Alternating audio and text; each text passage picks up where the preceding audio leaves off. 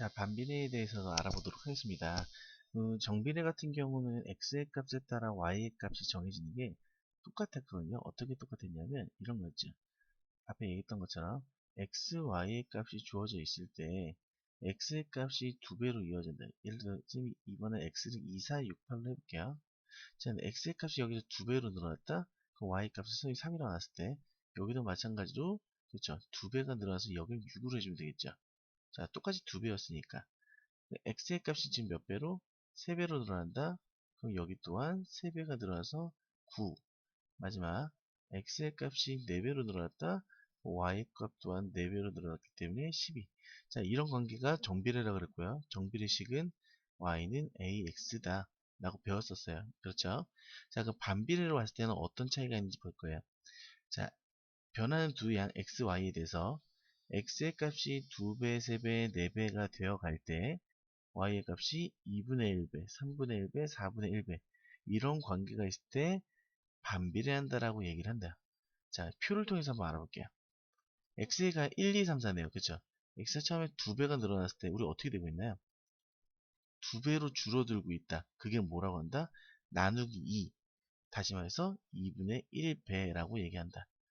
자, 우리 나누기 2가 2분의 1인 거 알죠? 나누기 2면 곱셈으로 바꾸면서 역수.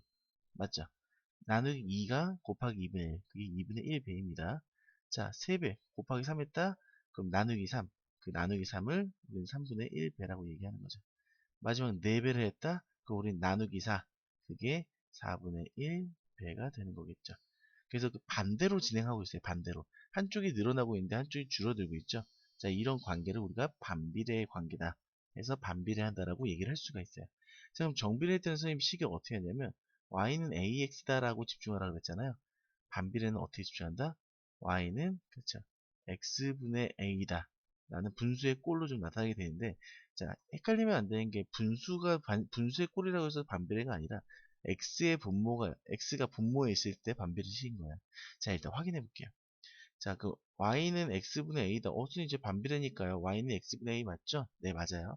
자, 그럼 저 a의 값을 찾아야지만 반비례 식이 정확하게 얼마다라고 나오잖아요. 저 식을 찾는 방법은 정비례 때와 동일해요. 자, 그럼 정비례 때 했던 거 다시 한번 살펴볼게요. 자, 하나의 수 꼭 집으면 돼요. x가 2일 때 y가 얼마가 나왔죠? 3이 나왔죠. 그럼 x에다 2를 대입하면 y에도 3도 대입해서 a를 찾는다. 그럼 이 식에서는 이렇게 쓸 수 있겠네요. y가 3이니까 3은 a 곱하기 x값 2였죠? 2 곱하기 a가 3이다. 그게 지금 뭐예요? 2a가 3이다. 이 소리잖아요. 그죠?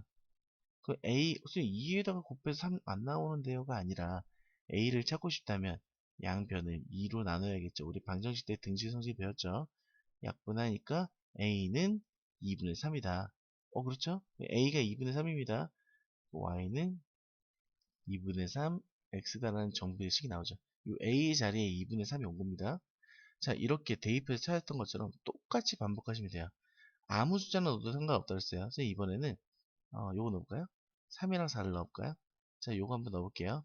x가 3일 때 y가 4예요. x에 3 넣고 y에 4를 넣고 그렇게 대입을 해볼게요. 그럼 여기다 넣으면 되겠죠. 4는 x에 3 넣으면 돼요. 3분의 a다. 자, 이제 요 a 찾으면 되죠? 자, 3분의 a가 4인 상태예요. a를 찾고 싶은데 a한테 3이 나눠져 있는 상황입니다. 그 양변에 어떻게 한다? 그렇죠. 3을 곱한다. 우리 방정식 때 배웠죠? 약분하시면서 a는 얼마였다? 12였다라는 걸 알 수가 있죠. 자, a가 10입니다.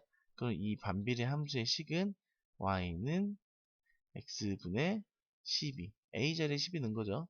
자, 이렇게 해서 반비례 식을 찾을 수 있다는 거예요. 그러니까 정비례가 y는 x분의 a다. 여기 나와 있죠. 반비례는 y는 x분의 a다. 이거는 기본 틀이잖아요. 기본 틀.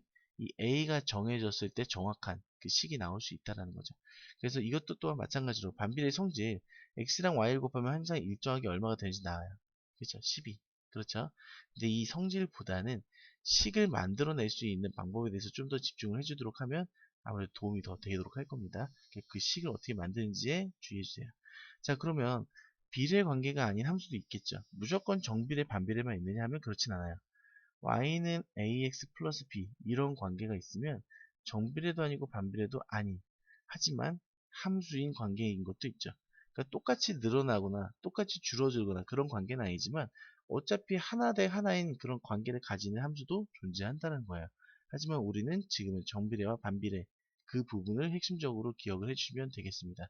자, 이 부분을 이용해서 개념 확인 문제, 필수 예제 문제를 풀어보도록 하면 되겠습니다.